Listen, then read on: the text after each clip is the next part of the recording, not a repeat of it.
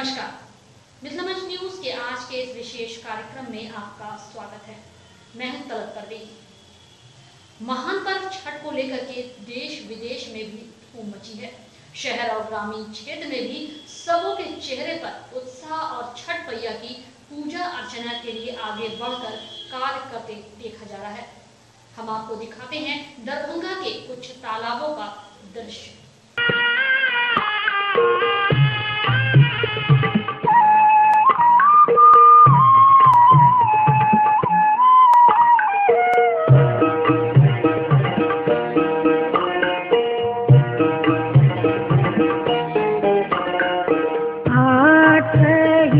काठ के ओ झरिया हो दीनानाथ रूपे ठान लागल के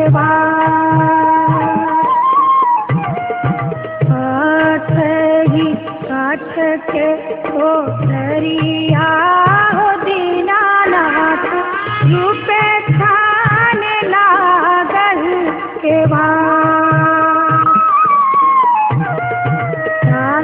ऊपर चढ़ी सुतले हो दीनानाथ बाजी के बड़वा डहिले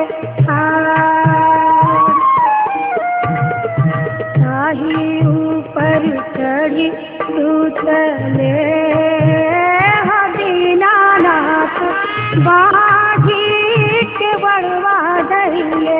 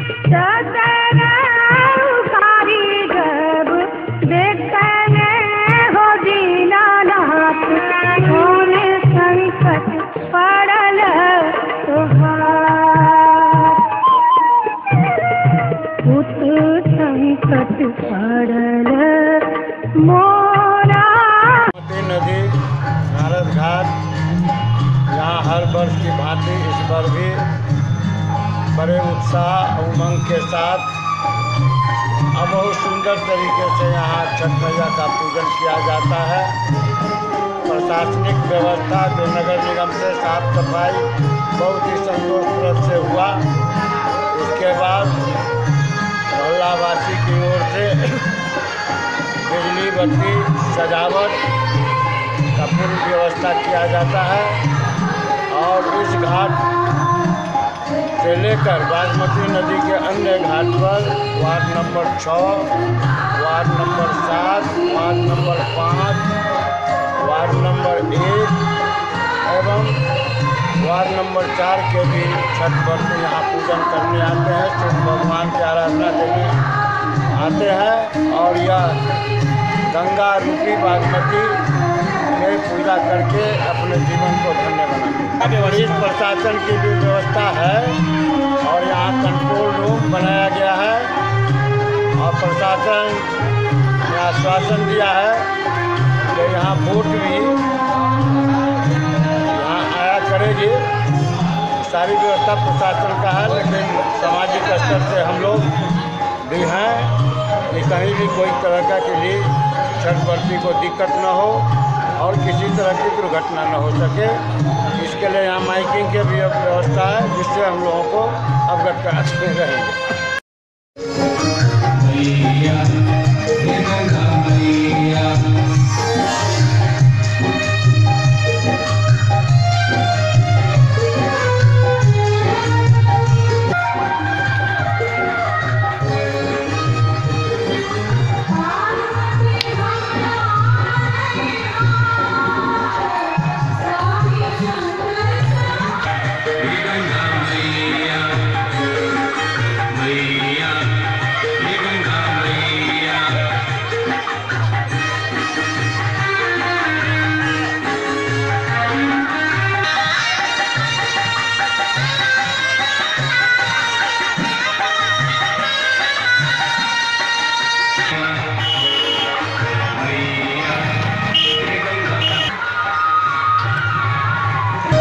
गंगा मैया मैया, हे गंगा मैया, हे गंगा।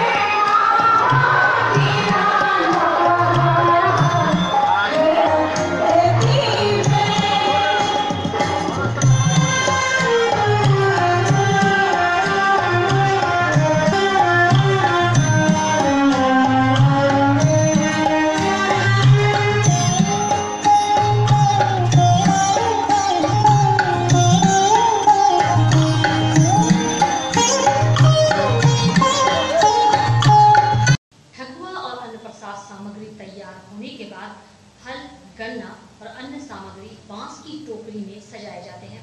बांस की टोकरी को दौरा भी कहा जाता है। घर में इसकी पूजा कर सभी वर्ती सूर्य को अर्घ्य देने के लिए तालाब या नदी घाट पर जाते हैं।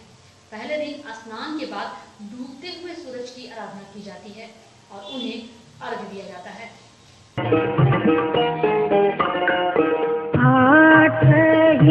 काठ के ओठरिया हो दीनानाथ, रूपे ठान लागल के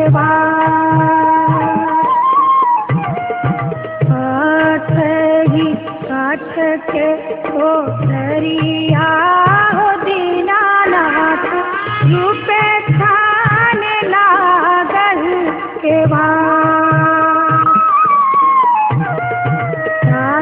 ऊपर चढ़ी सुतले हो दीनानाथ, बाजी के बड़वा डहिले शाही ऊपर चढ़ी सुतले हो दीनानाथ, बाजी के बड़वा डहिले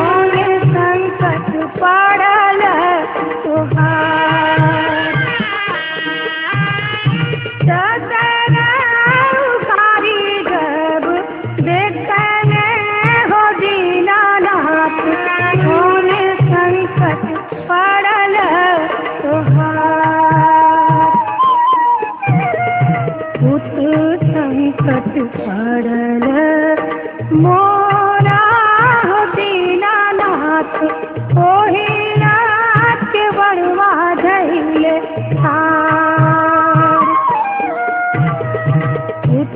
संकट पड़ल, मोरा हो दीनानाथ, ओही नाथ के बड़वा धैले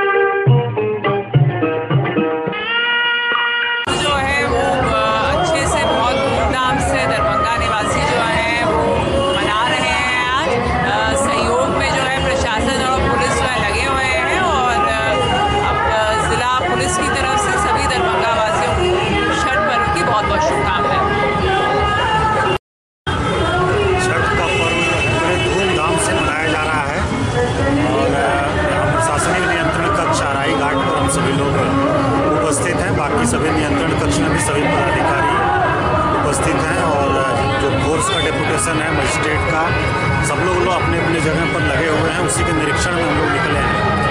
और विभिन्न घाटों पर जो SDRF की टीम है और हमारे लोकल जो गोताखोर हैं, नाव है, वो सभी व्यवस्था हम लोगों ने किया है और बड़े धूमधाम से ये पर्व मनाया जा रहा है। सभी लोगों को, पूरे जिले वासियों को छठ महापर्व की हार्दिक शुभकामना हम लोगों की तरफ से और जिला प्रशासन की तरफ से।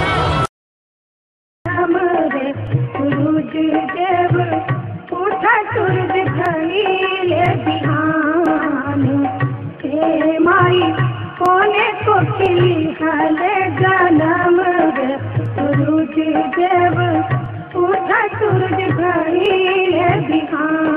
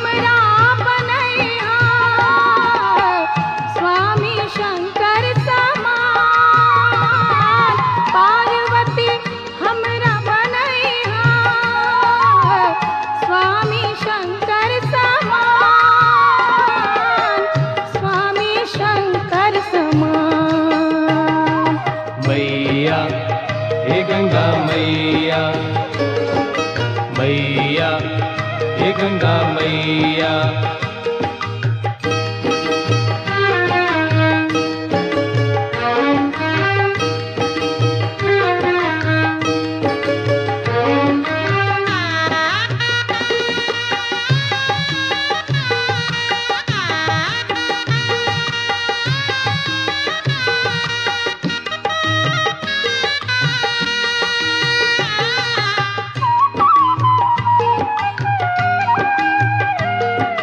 मैया हे गंगा मैया मैया हे गंगा मैया राम जैसन बेटा तू दिया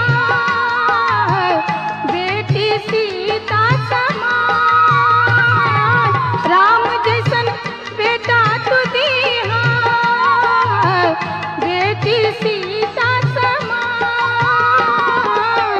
बेटी सीता समान मैया हे गंगा मैया मैया हे गंगा मैया मैया हे गंगा मैया मैया हे गंगा मैया